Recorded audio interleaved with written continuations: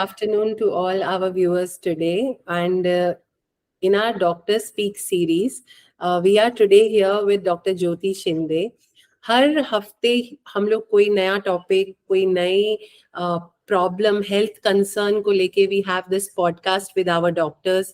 Nature Fit से ये सभी डॉक्टर्स जुड़े हुए हैं and Nature Fit is where you can actually interact, consult with all the AYUSH practitioners जो आयुर्वेदा, योगा, होम्योपैथी, ये सभी थेरेपीज प्रैक्टिस करते हैं. आप नेचर फिट पे इनसे जुड़ सकते हैं, इनसे कंसल्टेशन ले सकते हैं. आप इन आयुष रिलेटेड प्रोडक्ट्स भी नेचर फिट पे खरीद सकते हैं. So Nature Fit is your one place for everything natural. And इस पॉडकास्ट से we will try to discuss the health concern of infertility today. Before we get into the, actually zoom into the topic, I would like to introduce our guest speaker and our doctor for today, which is Dr. Jyoti Shinde. Dr. Jyoti Shinde is an Ayurvedic doctor and she has 10 years of experience in the field of Ayurveda. Dr. Jyoti Shinde practices at Shri Vishwa Vajra Ayurved Panchakarma and Aesthetic Clinic in Hadapsar, Pune, Maharashtra. She is also the winner of Best Ayurveda Infertilologist 2021. So, ma'am, what better doctor to have than the winner of this award? तो ma'am today's topic is infertility. And अगर हम उसको एक simple language में कहें तो people who are having difficulty to actually conceive. And for every woman or every parent, it is actually a dream to have a child. Sorry, not a parent, but a man and a woman. It's always, that's the second phase of the married life where couple would like to start a family.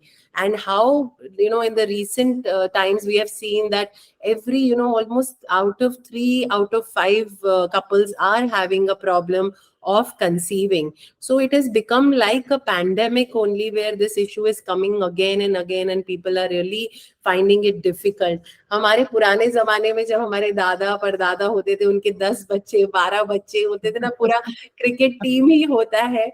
And abhi yahan par, it is becoming a big task ki, people have even to have the first child. So we would like to understand, and we believe that Ayurveda ने इस field में या इस health area में बहुत ज़्यादा progress किया है. And there have been really good results in the last, years that we have seen regarding infertility through Ayurveda. तो वही आज हमारा टॉपिक है मैम, एंड उसी से रिलेटेड हम आपसे कुछ जानना चाहेंगे. पहले तो हम ये समझना चाहेंगे कि what is infertility and when is a couple actually said to be infertile. Okay, so hi, we are entering into the topic now. Myself, Dr. Jyoti from Pune. पहले तो इनफर्टाइल होना या इनफर्टिलिटी वर्ड का प्रयोग आजकल बहुत ज्यादा हो रहा है. First of all we need to know what this word actually means.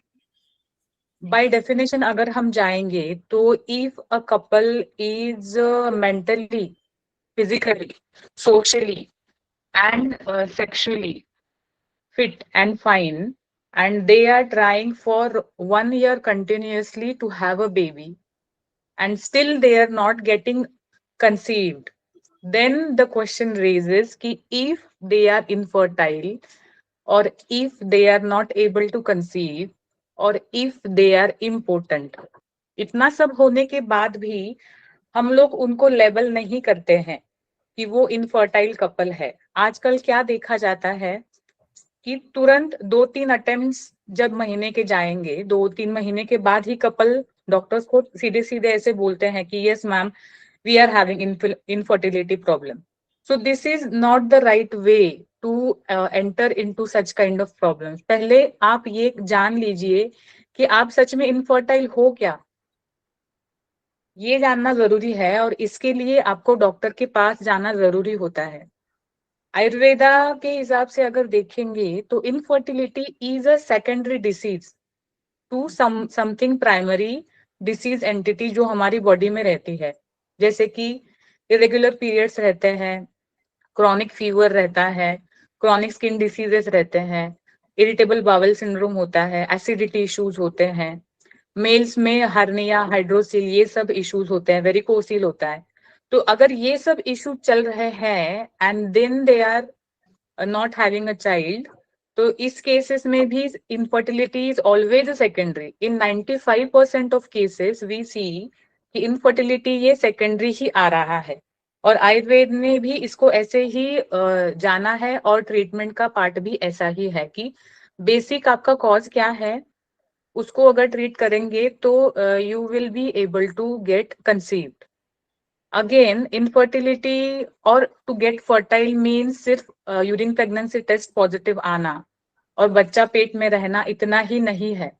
जब एक कपल सोचता है कि हाँ अब हम तैयार है पेरेंट्स बनने के लिए, पेरेंटहुड का बहुत अलग होता है। जब इस जर्नी में एंटर करना चाहते हैं लोग, तब से उनका ट्रीटमेंट स्टार्ट हुआ होता है। तो इस ट्रीटमेंट में कैसा है कि पहले बच्चा रह नहीं पाता है, उसके बाद बच्चा रहता है, उसके बाद स्कैन्स होते हैं पेशेंट के, 3rd month scan, 5th month scan, 7 month scan. तो इस स्कैन में भी जो अप डाउन्स आते हैं, इसके वजह से भी हमें मेडिकली बच्चा टर्मिनेट करना पड़ सकता है, या किसी किसी केसेस में अगर क्रॉनिक इलनेसेस है तो अपने आप ही बच्चा गिर जाता है। तो ये जो केसेस है ये भी इनफर्टिलिटी के केसेस में ही आते हैं। तो गर्भ संस्कार का वर्ड अभी जो सब लोग सुन रहे हैं, उसका मेन अर्थ है कि आप बीज संस्कार, गर्भिणी संस्कार और सूतिका संस्कार, ये 3, मतलब फर्स्ट चाइल्ड रहना, उसको अच्छे से 9 महीने पेट में पालना, उसकी डिलीवरी होने के बाद भी आपकी फीमेल की बॉडी सेकंड प्रेगनेंसी के लिए ये तैयार हो, if they are willing to have that. This is the issues of secondary infertility. वो मैं आगे आगे जाते जाते मैं बता दूंगी कि क्या है सेकेंडरी इनफर्टिलिटी एंड ऑल। तो ये सब अगर ठीक है, या फिर इस चीज में कहीं प्रॉब्लम आ रहा है, तो डॉक्टर कैन से कि हाँ आप इनफर्टाइल हो and you need a treatment. So please wait for your doctor to diagnose. This is the thing I would say. Right right, हम बहुत इम्पेशेंट हो जाते हैं लोग। कई बार it is the normal time that is taken, जैसे आपने बताया कि एटलीस्ट 1 साल के बाद ही आप ये चीज कह सकते हैं। There's some duration which you have to, which might be the normal time that it anyways the body gets takes to get into that stage. So yeah, so I think that's actually the technical way आपने जो explain किया है कि आजकल की जो younger generation बहुत impatient हो जाते हैं. What are the basic needs of a couple to be parents? So I think this is very interesting कि before they even jump on कि हम हो नहीं पा रहे हैं, are they actually ready to be parents? I think that's interesting. Yeah. जैसे definition में मैंने बताया कि फिजिकल, मेंटल, सोशल और इमोशनल, ये 4 फैक्टर्स होते हैं।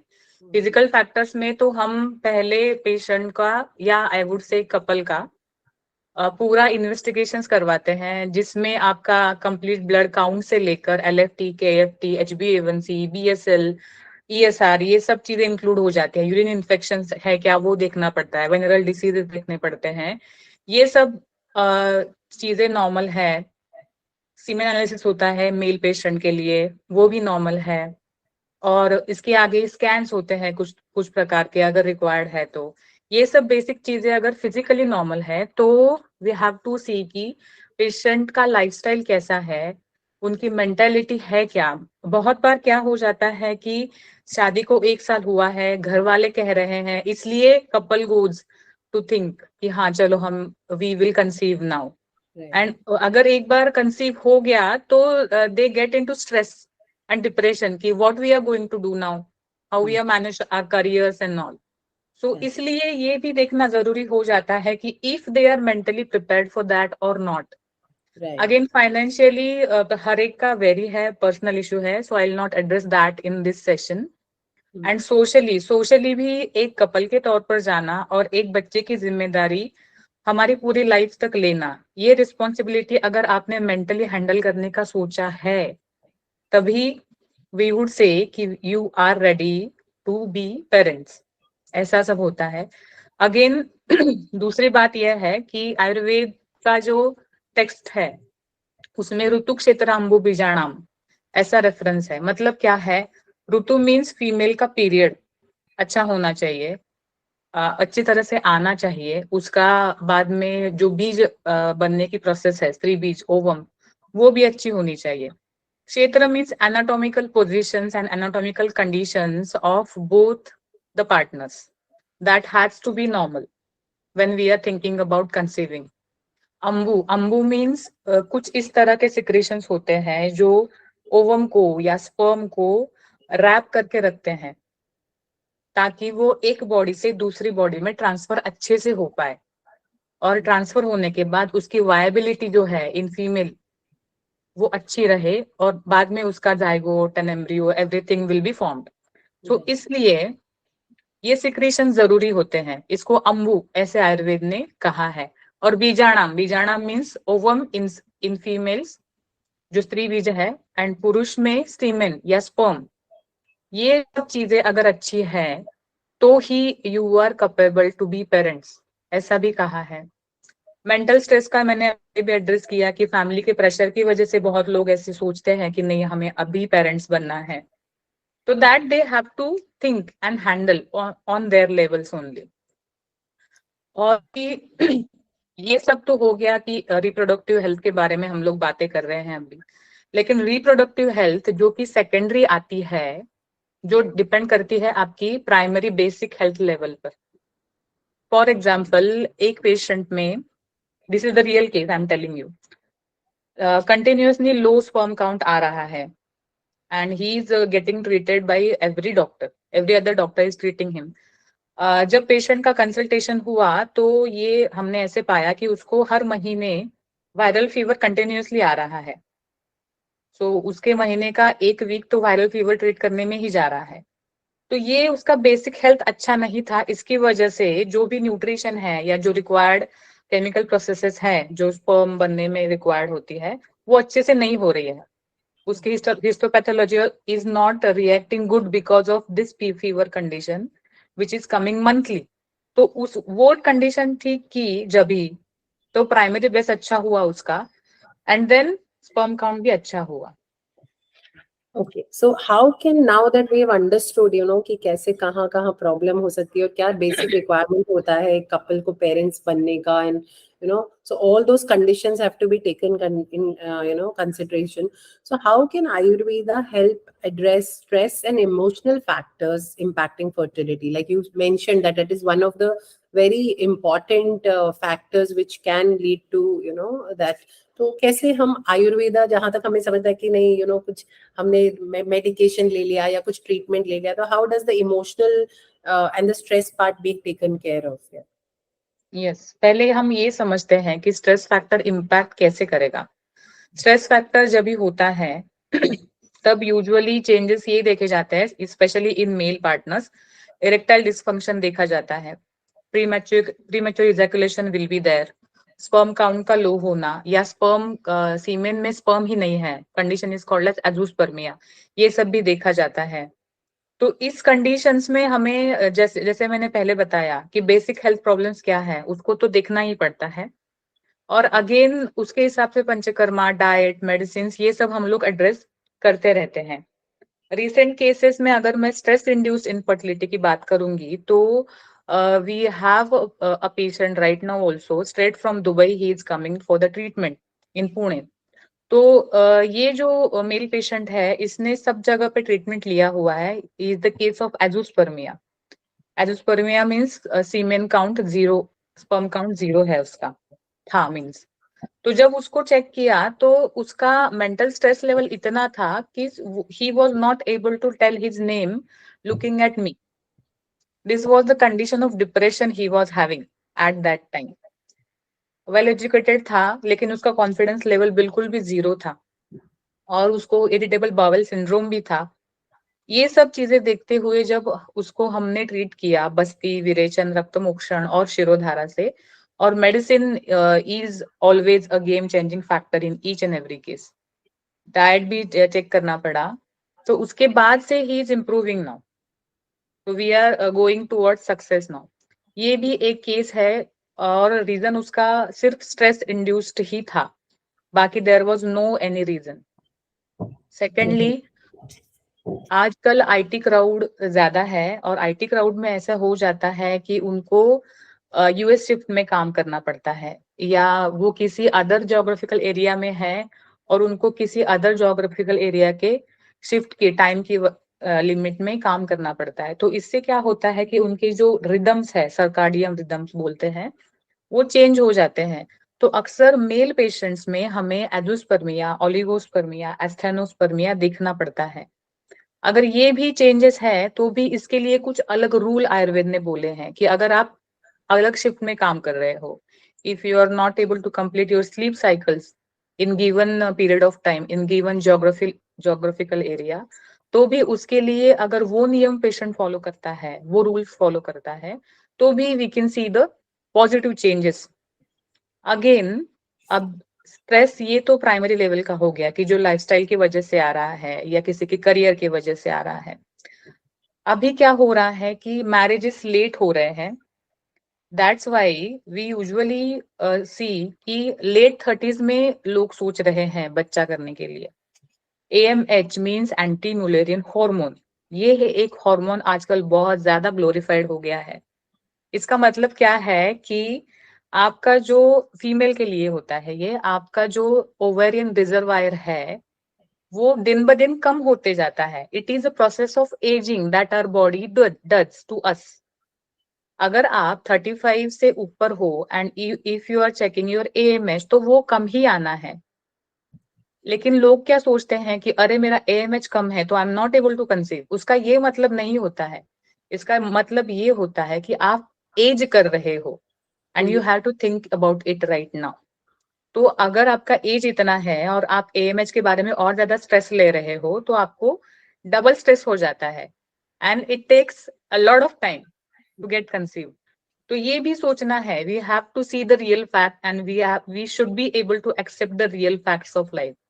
अगर हम लेट शादी कर रहे हैं, हमारा एज ज्यादा है, तो हमारे हॉर्मोन्स ऐसे ही रहने वाले हैं।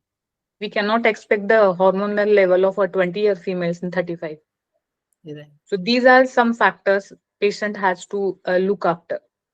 So now that we have touched upon stress and the mental, impact, and the next question is automatically, goes on to the diet, the nutrition. So I think everything right from our mind, body, what is our lifestyle? जैसे आपने बताया sleep hours. I think all of this actually impacts, can impact that. Definitely. So what role does nutrition and diet play in the treatment for infertility? Yes. Talking about nutrition and diet, सबको ऐसे लगता है कि हम लोग एकदम perfect diet follow करते हैं और हमारे न्यूट्रिएंट्स हम लोग परफेक्टली लेते हैं। आजकल बहुत लोग अवेयर भी हैं, I am happy for that also. But किसी डिसीज के लिए हम जब सोचते हैं तो डिसीज क्यों आया है, उसकी दोष दूष्य सम्मूर्छना क्या है, उस पेशेंट की प्रकृति क्या है, और वो पेशेंट अब भी डिसीज की कौन सी अवस्था में, मीन्स कौन सी लेवल में है, ये सब सोच के कुछ कुछ डाइट की चीजें ऐसी होती है कि जो उसको उस स्टेज के लिए हार्मफुल है, ताकि वो उस स्टेज के बाहर निकालना है उसको, तो वो स्टेज के लिए वो चीज सिर्फ हार्मफुल होती है। इसलिए पर्टिकुलर स्टेज में पर्टिकुलर चीज हम लोग बोलते हैं नहीं, आप ये मत खाइए। इसका मतलब ये नहीं है कि अगर मैं किसी को बोलूंगी कि आपको वाइट डिस्चार्ज बहुत ज्यादा हो रहा है, you are getting prone to infections, और इसके लिए आपके कुछ गुण चेंज करने हैं मुझे, तो आई विल एडवाइस और I usually advice this kind of patients कि आप अचार खाना बिल्कुल बंद कर दीजिए। इसका मतलब ये नहीं है कि अचार बुरा है, इसका मतलब ये है कि अचार जो केमिकल प्रोसेसेस आपकी बॉडी में करने वाला है वो आपकी डिसीज के लिए अच्छी नहीं है। Usually people think like this कि आयुर्वेद में जाएंगे तो सब चीजें खाना छोड़ के ऐसे ही बैठना पड़ेगा, तो ऐसे नहीं होता है। Usually we do not go for printed diet charts when patient comes to us. वो हैंड रिटन ही डाइट चार्ट होता है हर एक पेशेंट का, बिकॉज ऑफ दिस ओनली कि पेशेंट क्या क्या खा रहा है, उसकी प्रकृति अवस्था, ये सब देख के कुछ पर्टिकुलर चीजें ही हम लोग बोलते हैं क्लिनिक में कि आपको ये नहीं खाना है या ये चीज इस तरह से खानी है, तो that will help you. Right. Again the I would like to address a case here. Single uterine umbilical artery का एक केस होता है, जहाँ पे जब बच्चा माँ के पेट में होता है उसको 2 आर्टरी और एक वेन से ये ब्लड सप्लाई एंड ऑल हो जाता है उसका। तो this was the case of single umbilical artery and that woman was advised to get that child aborted, which she was not obviously willing to do. तो इसमें क्या होता है कि बच्चा लो बर्थ वेट पैदा होता है अगर वैसे वाली कंडीशन रही पूरे 9 महीने, और आगे जाके उसकी ग्रोथ पैटर्न्स अच्छे नहीं होते हैं और बहुत सारी सिस्टम्स भी हैम्पर होने के चांसेस रहते हैं। इसलिए यूजुअली मेडिकल टर्मिनेशन एडवाइस किया जाता है। इस केस में हमने कुछ डाइट के चेंजेस इस प्रकार से किए और वो 9 महीने रखे। तो उससे क्या हुआ कि जो वेट प्रेडिक्शन 1.5 टू 1.8 केजीज था उस चाइल्ड का थ्रू आउट 9 मंथ्स, जब बच्चा हुआ, she was a female child, she is a female child, I'm sorry, she is 5 years old now. And at her birth she was 3.30 kgs. Wow. So That's this is the miracle of Ayurveda, the nutrition and diet changes. तो right. उसके बाद भी उसके scans चले, पूरा 1 year हमने उसका growth pattern भी स्टडी किया, and she as of now she is a normal child. जब भी Great. पैदा हुई तभी भी वो नॉर्मल ही थी, लेकिन still we were in a doubt कि कुछ अलग और है क्या। तो कुछ नहीं निकला, एब्सोल्युटली नॉर्मल चाइल्ड हुआ, and this was the case I treated in 2017। Wow. Great, great. तो ये पावर होता है right nutrition and right diet का। Right. That's why I address this case here. Again exercise का भी I would like to address something कि low sperm count एक patient में है, आई मीन था, and he was continuously doing उष्ण प्राणायाम, सूर्य भेदन प्राणायाम नाम का एक प्राणायाम है। तो जब उसका सूर्य भेदन उष्ण प्राणायाम था वो, और वो पेशेंट भी उष्ण प्रकृति का, पित्त प्रकृति का था, इसकी वजह से उसका वो जो स्पर्म काउंट है वो कंटिन्यूअसली लो रह रहा है।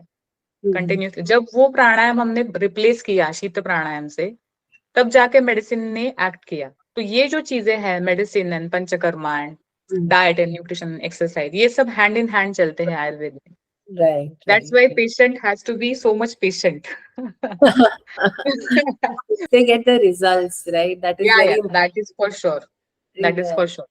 Because so many things are taken care of in in Ayurveda. कि आपके हर इतना possible improvement in every area, if you are taking care of, then overall there will be a great result for that. Yes, So that is for sure. it's really good to hear such cases, and we would also like that you share actual जहाँ patients भी ये चीजें हमें बताते हैं, अगर हमें वो भी मिलेगा तो it's really nice to hear from them as well. So Yeah. that's great. So how can individuals combine the conventional medical treatment with Ayurvedic practices for optimal results in treating infertility? Integrative approach कैसे हम लोग कर सकते हैं? Okay, definitely, definitely. This is one of the few questions people usually ask कि conventional और इसको combine कर सकते हैं क्या? तो yes, we can do that. लेकिन उससे पहले I would like to address कि आयुर्वेद आपको जरूर सपोर्टिव साइंस के रूप में मदद करेगा, लेकिन उसका ओरिजिनल नेचर जो है ये एक इंडिविजुअल क्यूरेटिव साइंस शास्त्र है। तो आयुर्वेद में कमी है, इसके लिए वो सपोर्टिव लेवल पे है ऐसे मान के नहीं चल सकते हम लोग। ये इतना पावरफुल है कि ये खुद भी कैपेबल है to treat every health condition. क्योंकि जब इंट्रोडक्शन ऑफ आयुर्वेद हम लोग देखेंगे तो स्वस्थ स्वास्थ्य रक्षणम आतुरस्य व्याधिनाम परिमोक्ष ऐसा है। जो अच्छा है उसको और अच्छा बनाना है, और जो डिसीज है उसको ठीक करना है। ये दो चीजें हैं। जब ट्रीटमेंट में भी हम लोग सोचेंगे तो व्याधि विपरीत चिकित्सा और दोष विपरीत चिकित्सा, ये दो प्रकार की चिकित्साएं आयुर्वेद में चलती है। व्याधि विपरीत मीन्स क्या कि आपको फीवर है and you are taking Crocin symptomatically and it will go off. और दोष विपरीत मतलब क्या कि आपको फीवर है, लेकिन वो फीवर किस वजह से आया है, वो आपको आगे जाके क्या क्या हार्म्स करने वाला है, और वो आगे जाके आपको वापस नहीं आना चाहिए, यहाँ तक सोचकर ट्रीटमेंट करना। ये दोनों treatments we can do in Ayurveda, but usually I prefer the second one, दोष विपरीत चिकित्सा। Right. जब कन्वेंशनल मेथड्स की बात करेंगे, IUI and IVF, yes they are the good ones to go for, but again we have to step back and think कि हमें सच में जरूरत है क्या इन ट्रीटमेंट्स की। क्योंकि ऐसे नहीं है कि मैं कुछ अपोजिट बोल रही हूँ किसी पैथी के बारे में या किसी को ग्लोरीफाई कर रही हूँ, इट्स नॉट लाइक दैट। जो डे टू डे लाइफ में हम लोग देख रहे हैं कि 2 या 3 IVF साइकिल्स के बाद फेलियर्स होने के बाद जब पेशेंट हमारे पास आता है, तो वो couple is already too much in depression. Female का condition, health condition is worsen up, उसका हार्मोनल प्रोफाइल बहुत बिगड़ा हुआ रहता है। तो जब उसको ट्रीट करने के लिए हम जाते हैं तो हमें पहले ये सब चीजें ठीक करके बाद में we have to think about infertility. तो it takes a long time और पेशेंट के लिए भी वो बहुत हेक्टिक होता है। बट इसका अदर साइड एक है कि बाइकॉर्नियट यूट्रस का जब पेशेंट होता है, यूनिकॉर्नियट यूट्रस का पेशेंट जो हम ट्रीट करते हैं, उसमें बीज चिकित्सा आयुर्वेद के हिसाब से करते हैं, panchakarma, medicine and diet sessions and yoga sessions भी लेते हैं, और साथ साथ में उनका IVF ट्रीटमेंट्स भी हम लोग जरूर करवाते हैं। तो ये एक सर्जिकल कंडीशन है। Bicornuate uterus is a surgical condition, unicornuate also is a surgical condition. Again hypoplastic uterus का एक मेरा केस है, मीन्स कि उसको यूट्रस बहुत छोटा था, उसका एज अगर 18 ईयर्स का भी है फीमेल का, तो भी उसका uterus is of 12 years of female, ऐसा। तो उसके यूट्रस की ग्रोथ के लिए we treated her with Ayurvedic treatments. तो उसके बाद उसके ओवरीज और फैलोपियन ट्यूब्स तो डेवलप हो गए, मतलब वो बीज बनाने में सक्षम हो गई, लेकिन उसका जो मेन कैविटी होता है जहाँ पे बच्चा ठहरता है, that we are not able to develop with Ayurveda. तो अब इससे क्या हुआ कि उसका स्त्री बीज एक्सट्रैक्ट करके विद द कन्वेंशनल मेथड्स हम लोग उसको बच्चा दे सकते हैं, एटलीस्ट यहाँ तक तो वो पहुंच पाई है। ऐसे वाले केसेस में यस। और अगेन अगर ऐसे वाले प्रॉब्लम्स नहीं भी है तो भी पहले पंचकर्मा, बीज शुद्धि और गर्भिणी संस्कार, ये सब ट्रीटमेंट्स करके और ANC केयर में हैंड इन हैंड दोनों ट्रीटमेंट्स हो सकते हैं पेशेंट के लिए। अच्छा वाला बेनिफिट उससे भी जरूर हो सकता है। Okay. ऐसा है। So yeah, so definitely, you know, what we take away कि कहीं कहीं पर जरूरत होती है दोनों भी, और you know that's different pathies require each other at different Yes, times, and yes, yeah, so that's great to hear, and I think it's quite informative for for the viewers also कि जरूरी नहीं है कि एक ही चीज पे depend करें, हम दोनों का साथ जहां पर रिक्वायर्ड हो ले सकते हैं. So I think great ma'am to interact and understand so many things, और ये समझना कि जैसे आपने बताया कि आयुर्वेदा पूरा एक holistic and individualistic. So I think that's the very the beauty of Ayurveda, which I always appreciate over and above anything.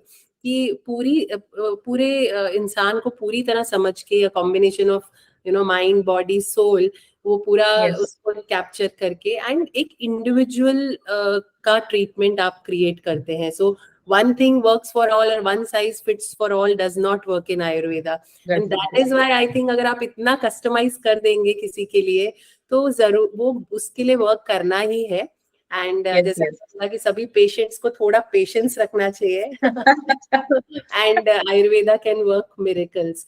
So thank Yes, you so much, ma'am, for interacting today, and we will look forward to hearing and interacting with you on different other topics as well. And for the viewers who are viewing us, you can consult ma'am on the Nature Fit platform. Her profile link is being shared in the description, and please subscribe, like, and comment, and you can even post questions and we will try to answer them. So thank you so much, Dr. Jyoti. It was yes, really a pleasure interacting with you, ma'am. yes, Thank you. same here. Thanks a lot. Thank you, ma'am.